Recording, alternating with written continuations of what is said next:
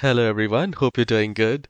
Learn how to enable or disable guest user account through command prompt on Windows 10 or Windows 11. So it will be a very easy process and let's go ahead and learn it.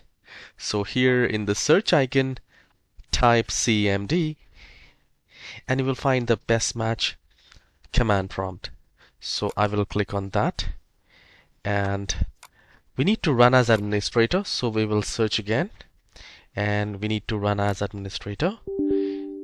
It will ask you to say yes, and now we can see the administrator command prompt. Now here we need to type net space user space guest.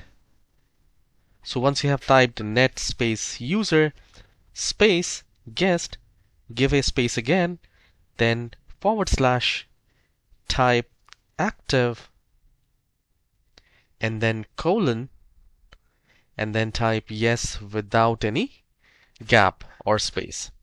So once you have type net space user space guest space / active colon yes, hit enter, it will say the command completed successfully. And now when you want to change, if you want to disable it, we just need to change it to no. So net space user space guest space / active colon no. I'll hit enter and you can see the command completed successfully. And to see how you want to, you just need to restart the computer to see the guest account if you want to enable it.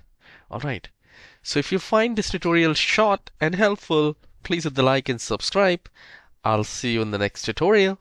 Have a wonderful day.